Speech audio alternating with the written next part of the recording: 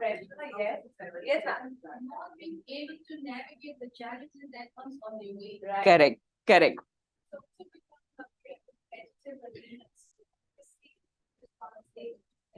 Absolutely. Yes, I think a lot of uncertainty also the ever evolving nature of the career. Exactly. So all of this is coming down to a point where we're trying to understand parents, right? Yes. We're trying to figure out a solution. So we can't just put the gun and say parents are like this and this. But at the end of it, where is this all coming from? It's coming from their anxieties.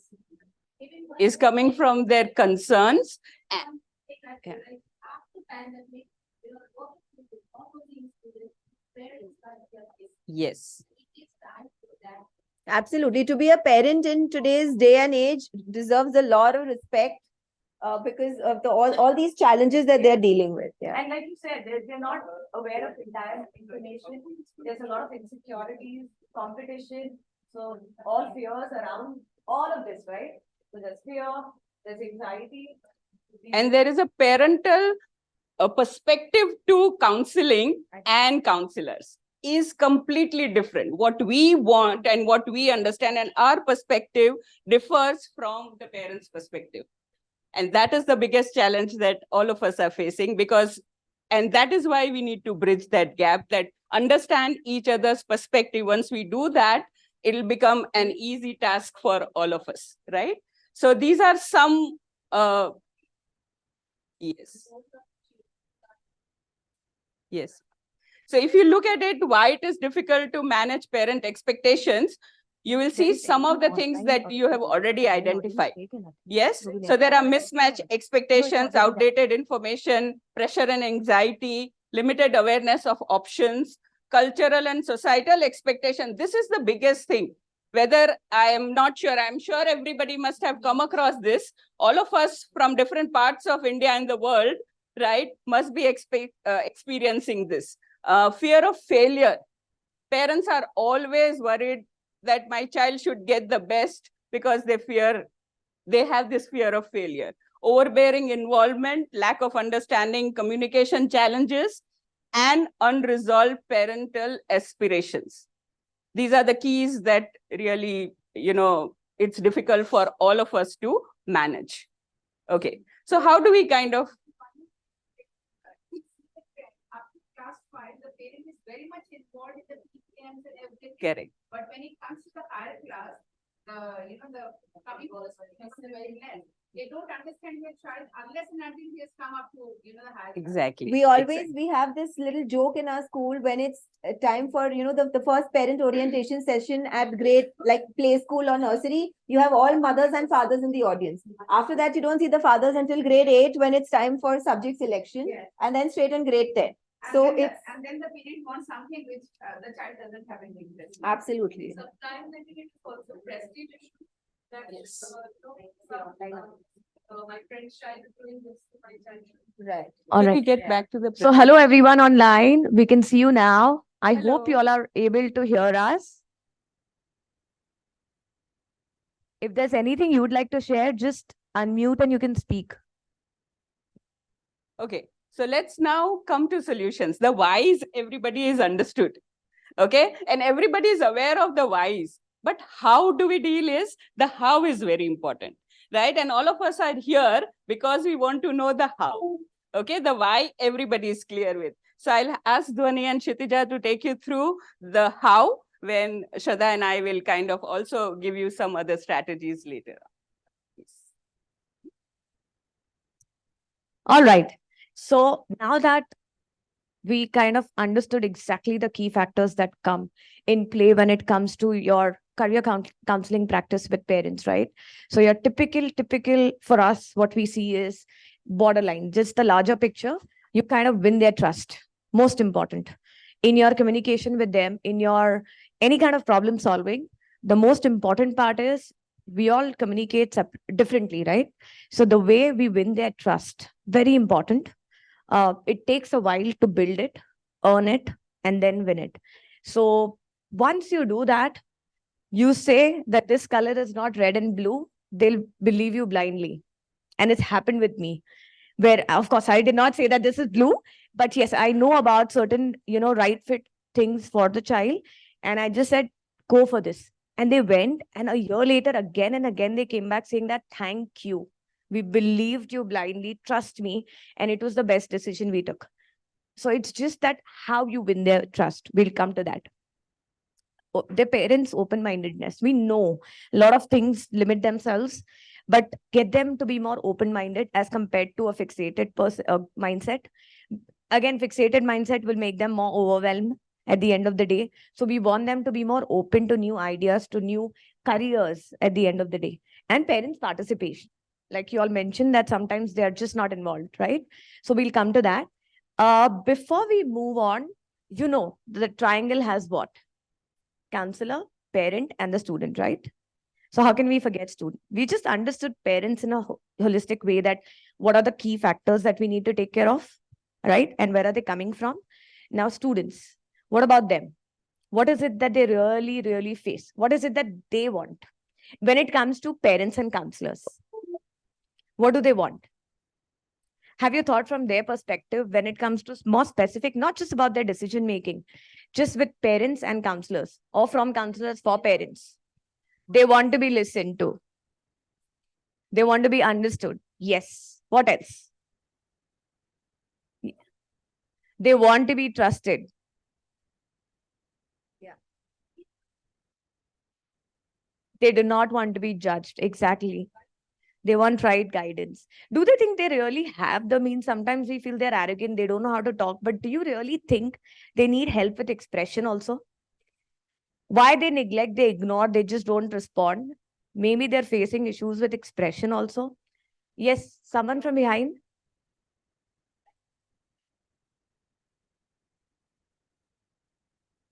Correct. So the challenges that they are facing typically is basically majorly what you'll see is poor understanding of their career direction. So they're very confused, the state that they're in.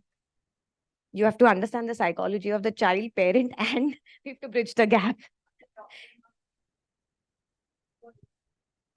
Absolutely. Absolutely. Yeah. Parents, everyone is, yeah. So lack of knowledge about higher education. So they're very overwhelmed. And I think it's very genuine for today's generation. Our time it was simple science, commerce, and humanities. Just take whatever few things we knew, take it up. Now it's really overwhelming. Even as a counselor, sometimes I feel, that, okay, now there's something new has come. Now, how do I figure out the branches? How do I suggest this for this child and this for this? So sometimes it's overwhelming to learn more and more. For them, it's even more at the age of, just a teen. You don't expect them. Now, what are the needs? What is it that they really, really need? Okay, just keeping the time in mind, we'll just quickly go through it. Support system that identifies, guides, and supports their potential. They nurtures their potential. So they have it in them. Sometimes you won't see it through your eyes, but there is something which you need to help them explore and come up with their potential. That's very important that they want. They may be able to say it or not, but I think they need that. Bridging the gap between parents and students, I think that's unsaid. It goes, yeah.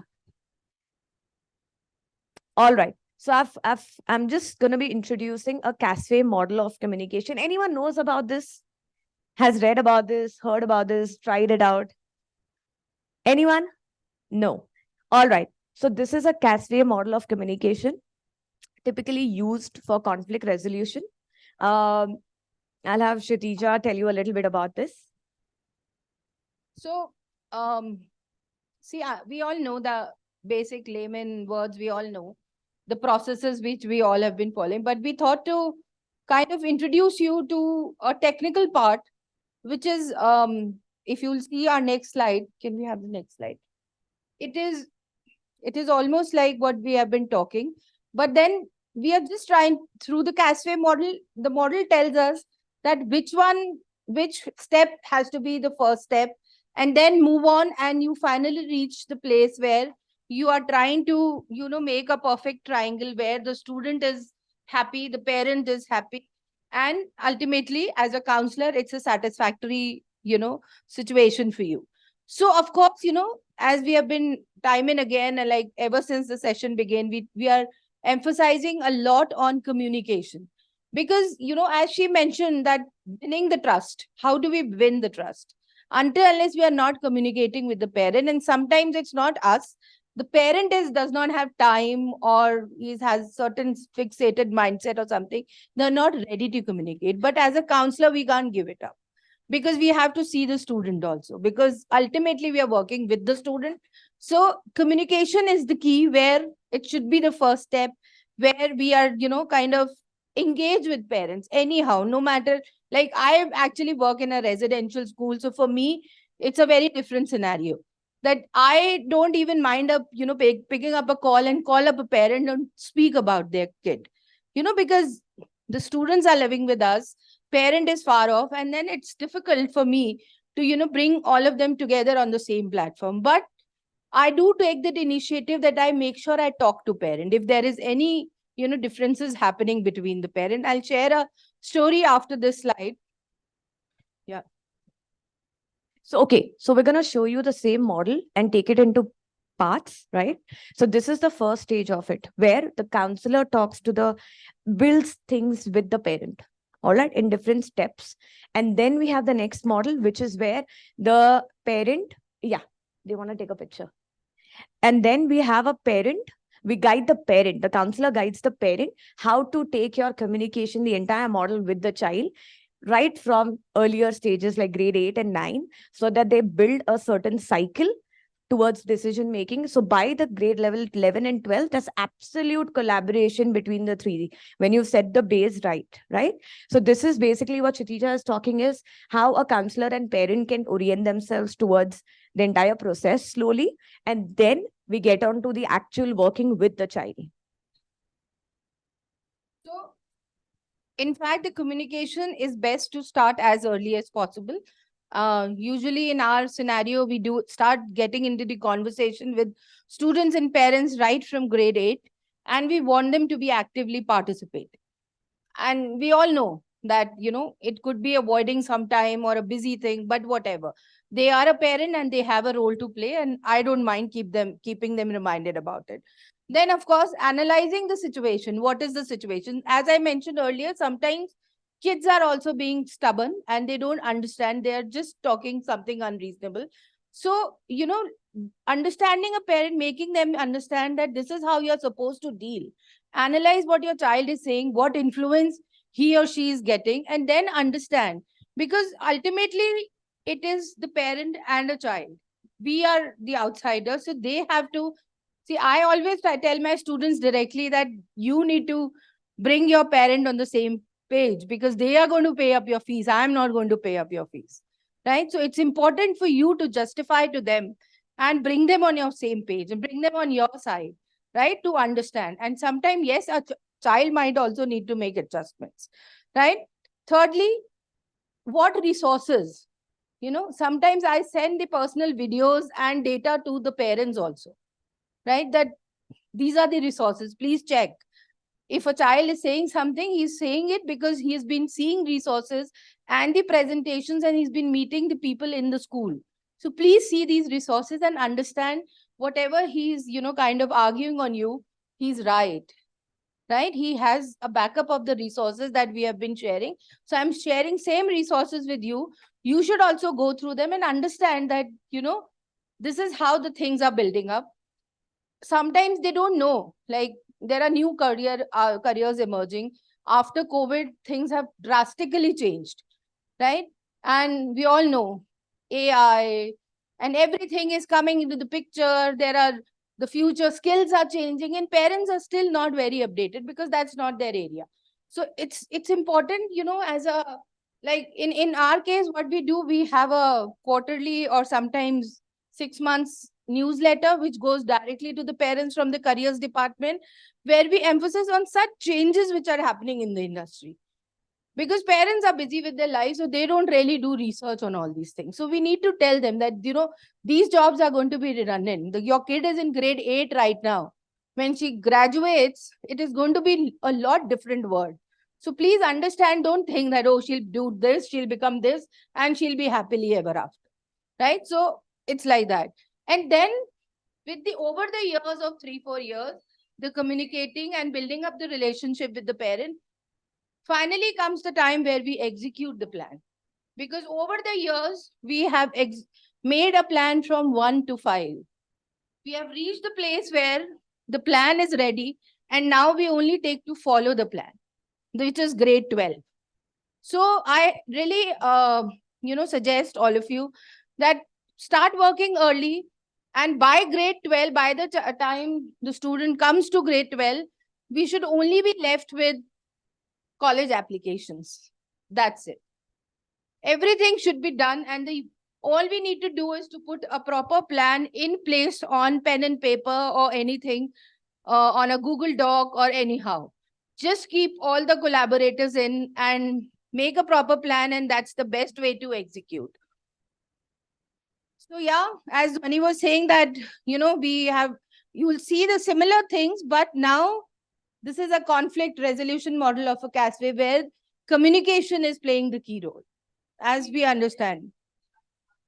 Normally, it is a part, like except for the very percentage, where you feel that the child feels the parent is not listening, parent feels the child is not listening to your head. Sometimes you feel that both of them are poles apart or they're together, but they're not able to grab what you're trying to say. So there's always some kind of, right, something which is not just fitting in.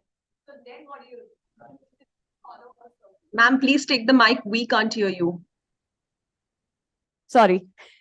So I was just saying that when the dots don't connect, right? So then we look at this model and it goes in a circle. It's a cycle.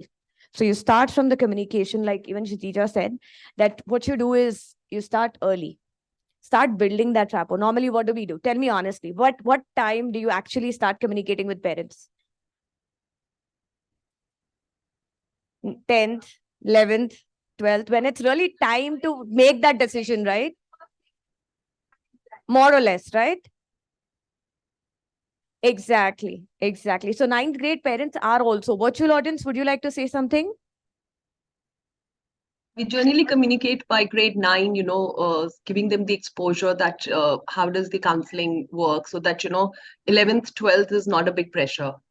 Amazing. So I think that's where I think we need to all be on the same page, where we start very early. It could be grade 8, it could be 9. We develop certain skills amongst kids earlier on. But when we are doing it, are we really also letting the parents know exactly what we are doing, what is their perspective about it, how they can support at home, building these skills? We're doing that? No. Somewhere the triangle has to match, right? Everything you're doing in school, right? For skill building. What about back where they're spending a lot of time? Is that also built in the similar way, supported in the same way? Are they aware? Do they really know how to go about it? Maybe not.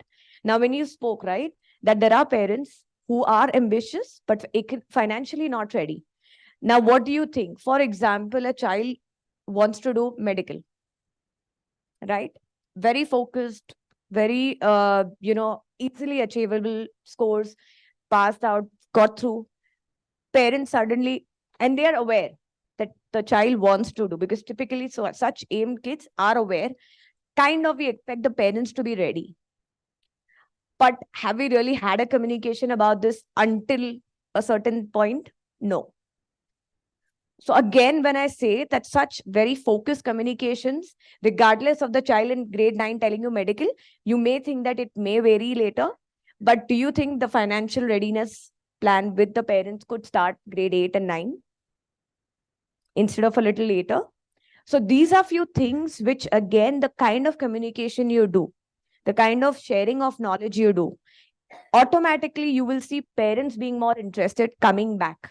That's the first step of kind of building that trust, the rapport. Then you kind of earn them. So you go through these different parts where you analyze, try to understand from the previous model what the parents' expectations are. Till you don't know, because what happened with my early practice, I started interacting with student and I knew there was something off. Okay. Suddenly I called the parent in, because obviously you need to be at the same page. If the child is saying, suddenly I want to go here or I want to study this, parent is like, maybe, maybe not. How about you'd rather take business, forget media? And then they're not on the same page. And you're here helping the child in the first go, second go, she's so enthused and she's like, let's figure out this. I figured out this. Can you help me with this? Can you figure out if this is okay? So at the end of it, I think more than the child, you need to first get the parent.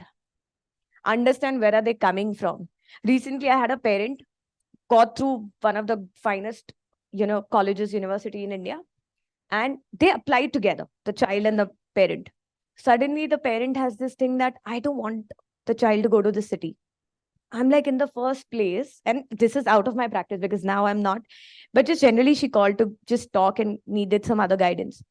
I said, why in the first place did you apply? If you were very clear, not that city, why? And it's such a good one, and you've just missed that opportunity. And now you're looking at those, okay colleges because you just want to like, and the child is now not interested. He lost it. Because these few things are not clear. If we start building these and making them understand or more aware, or keep them more informed about these different factors earlier on to keep checking, knowing. When it's about college fairs and university fairs, we call parents. Are we really guiding them? What are the right kind of questions to ask? Besides the college fees, courses, something about the location and stuff. What are the support service? Are we really guiding them? How do they go about with these university fairs? What are they supposed to look at when they're selecting a college or a university or a course? We're not doing that. So first thing is we guide the parents, and most of them, I know now it's changing scenario where they're ready to learn. And you start the communication in such a way where they will say, oh, I would like to know more. Instead of, right? So get them interested in it. Naturally, the cycle will flow very well.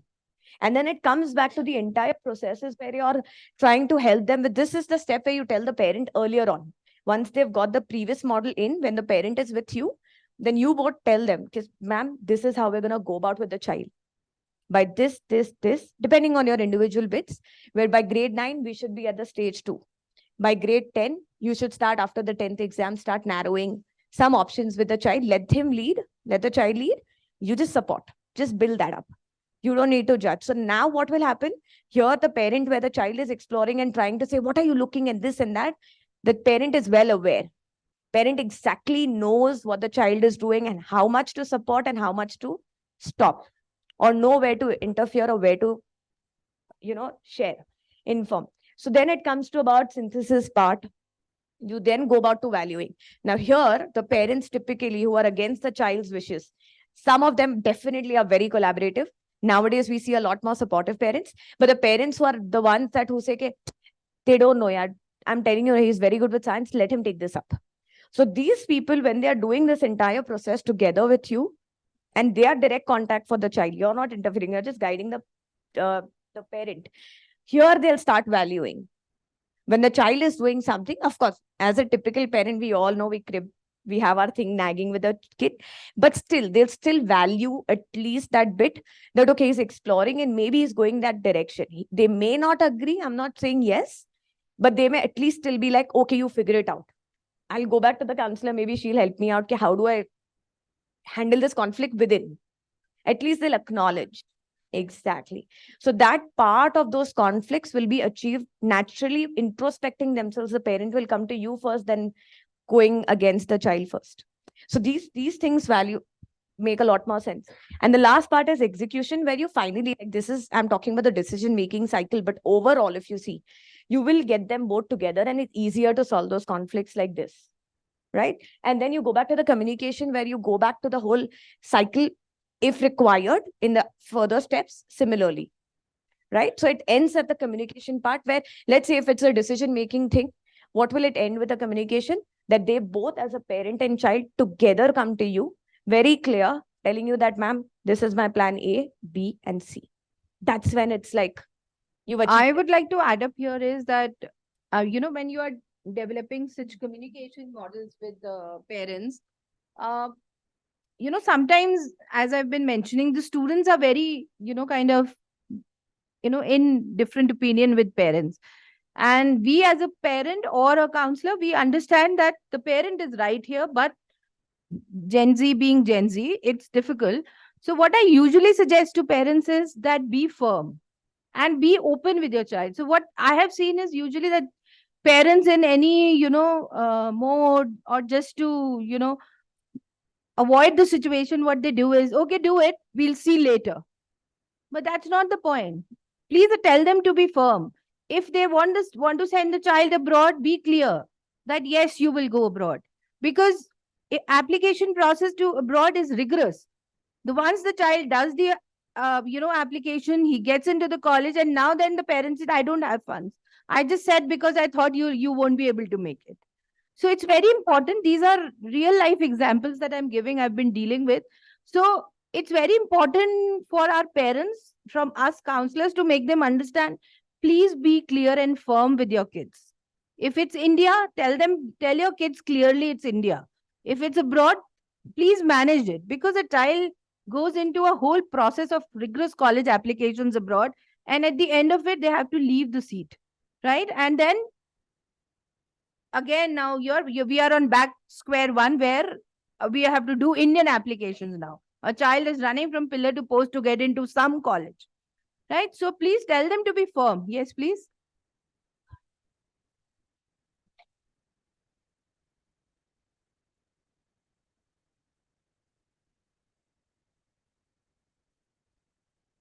Yeah.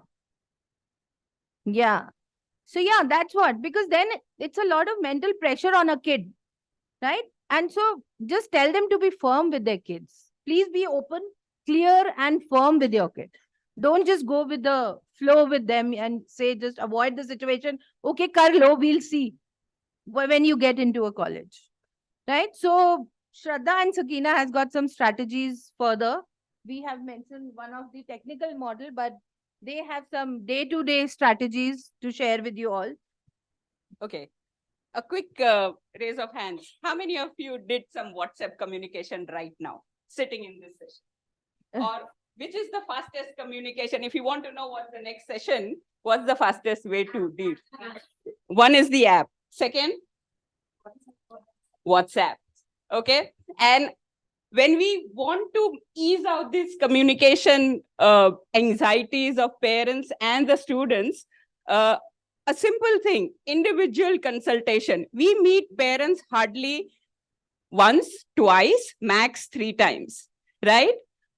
What we have done in our school is created individual WhatsApp groups, student, parent, child, and our director together. So if I have 100 students, I have 100 individual WhatsApp group. They can pour in any questions they want. Counselors will answer everything. That has eased out. We had 50% of our parents. This is one big problem also a counselor faces. They'll consult you for everything. You spend n number of minutes with them, hours with them, but then they want to go to an outsider. I'm sure you faced this. This reduced, which was 50% before COVID, to 5% now. Just simple WhatsApp communication, right? So that's one simple strategy which can be adopted by everybody. Alumni network, I'm sure there are certain things which you all must be doing, but how different we can do is what we want to discuss. Yeah, I think the alumni is, a very, very important resource that all of us can use. And when you bring in alumni who have, been there, done that, then even for parents to get convinced is a lot easier, because they're seeing, they're hearing their firsthand experiences. Yeah, so they know that, okay, this is a safe place to send my child, or this is a good course that he or she has done. They've managed to secure, this sort of a placement. So it's always good to bring in your alumni and use them, like as much as you can. Beyond that, we also have parents, you have orientation sessions. Again, we don't need to get into detail here because all of us are doing this. Family career workshops, involve them as much as you can. Bring them in so that everyone's on the same page. Parent-teacher conferences, again, we don't need to elaborate, and workshops. But here I just want to add with Yeah. parent-teacher conferences is, it's not about counselors talking about what your child wants. It's the student talking in that conference, right? What I want in front of the counselor as well as the parent. And that has changed the whole dynamic as well. Yeah. Right? When it's verbalized, I think it just makes it more concrete. Everyone's assuming this is what my child wants to do, or this is what my parent wants me to do. But unless it's spoken out in front of everyone, I think that's the only way it just sort of gets more concrete. Over and above that, we have communication platforms. Kshitiza has already spoken about how they send out newsletters. So I think all of us, all the publications that we can have in school, your newsletters, your magazines, or even via email. Just sort of be in touch with parents, tell them what's new, what's trending. Have a lot of guest speakers called over. Again, when they hear it from someone else, you may tell them the same thing, but to them they're probably just a counselor, just a parent. But when you bring in faculty from outside, it just sort of makes it Yeah. more effective. But just to add to what we usually bring people from outside who are experts. We have never thought of bringing parents as experts. Bring parents as experts and you will see the trust level changing, the communication changing, because the parent become your support system for other parents. And that is where the change should be. The newsletters are usually sent out by counselors in most of the, all of us do that. Change it to students sending out these newsletters, where they have written articles, where they have, listed down their expectations, what they want to do. Alumni have written articles. And that will again change the whole communication channel. Now we have some 5 very simple, which as the counseling department usually have not looked into. And these are some new strategies that all of us, if we involve or if we incorporate in our schools, it will change the whole communication model. It will build trust. And that is what we want. So the first thing, change the design of the report card, which we are changing. Report card always talks about marks, A grades, A stars, and parents are only looking at that. And they are looking at list of subjects. Change it to strategies, change it to skills. What is your child good at? So we are adding a part of the report card which talks about careers, the child good at, so interests, skills, the environment they want to work with, people they want to work with, right? And what they have done in the last 4 years.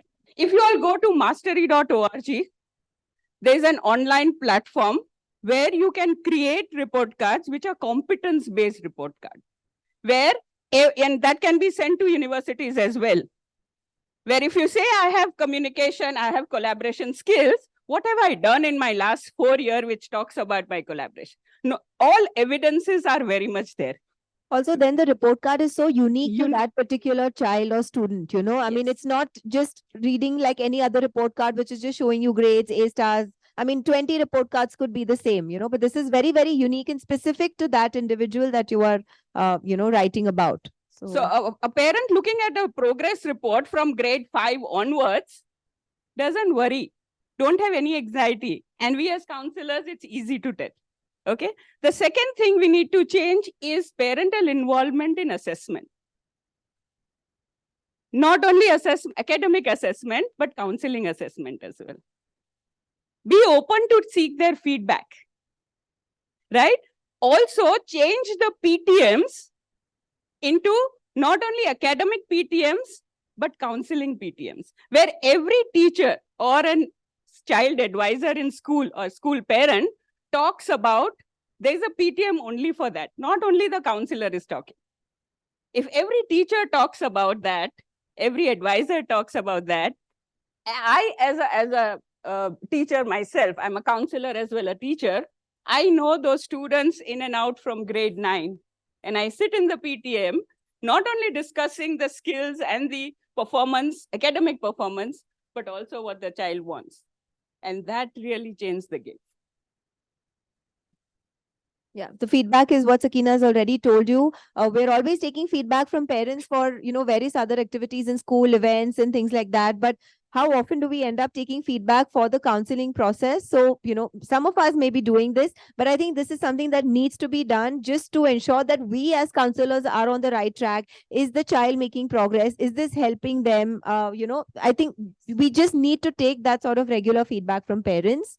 Over and above that, we can also have a parent advisory group. So we already spoke about how parents can be used as resource here. Parents, when they are on an advisory group, it really brings in their perspectives. You understand it from their point of view. We had in my school, we had this one, girl who's extremely good at sports. She's played nationals, and she's on every tournament and things like that. Now her father, he's such a they have done so much research. The parents have done so much research about it. They've taken her to the US, got her introduced to the scouts there. She has been selected. She's gone for camps there.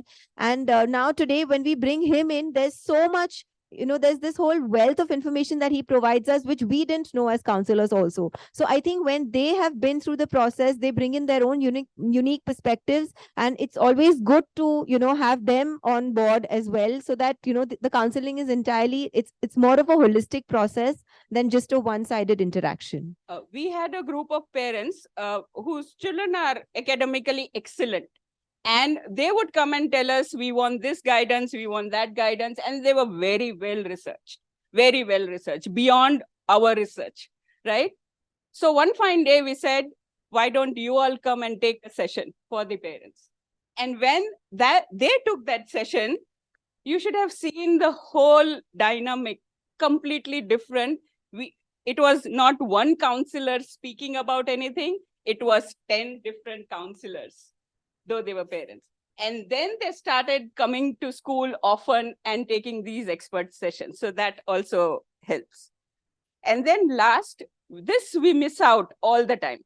We all appreciate students. We have recognition events for students, but we should start recognition events for parents. Parents who have helped us, parents who have been our support, right? So we kind of had an event where all these 10 parents were appreciated, acknowledged in front of the whole school, in front of the parent community, and they felt so good about it. And that made us realize that this is also the need of the hour. Everybody needs little appreciation, right? Parents also need. So if we want them to be part of us, it's not we versus them. If we want them to be part of us, we'll have to give them small recognitions. And then, of course, we'll change the whole scene from impossible to possible. So the mission will become possible. Yes, so I'm sure everybody is together with us for this possible mission with parents. So next time we'll talk about possible missions with parents, right? Rather than impossible missions. So, yeah, as Sakina concluded it very well, that, so she concluded that, yes, the idea for this session was primarily, the title was just to, make you understand that it's not that impossible thing to do. We need to little tweak and just to, get some practices in place where we can deal with the parents better and effectively. And I think the key would be, of course, to start as early as possible, so that they understand that they are the important stakeholders of the process, which we do with students. And as they have mentioned, the strategies which can give them recognition, which can make them, feel that they are very important. And we need to, kind of remind them, that's our job, well, that, that you need to keep reminding them, oh, you are required. We can't take this decision without you. Please do come. Please do come. Of course, doing a lot of collaborations with them as much as we can, as as an expert, talking to the students, or sometimes even, enriching the fellow parents with their experiences and something like that. And of course, we can kind of, as she already mentioned, that a guidance sessions along with the parents are very helpful, because of course it gives them the boost that yes, they know and they're working in the right direction, at least for their kid, right? And yes, so kind of collaboration really helps them. And she rightly mentioned that a little bit of recognition and appreciation is much needed. Yeah, so I think these are the key takeaways from our session, and we would definitely like to I hope that this session of ours makes this communication more effective with your parents, and you no more deal with, the parents which you have been dealing with, and you can simply, I think the key here would be appreciation and starting early. So you develop that kind of rapport. So thank you very much for being in patient audience. Before you And leave, just last thing, before you all leave, can we all say loudly, we will make it possible. I would like Kenya. All of us together. Wait. Just a second. All the virtual people, please unmute yourself and join us. And be loud in saying that we will make it possible. It's no more mission impossible. Hands up here. Okay. So here we go. One, two, and We will make it possible. We will make it possible. We'll make it All right. possible. let's do it. On the count of three. On the count of three. 1, 2, and 3, go. We will make it We will possible. make it possible. Possible. Make it possible. Yeah. Thank you so much. Thank you.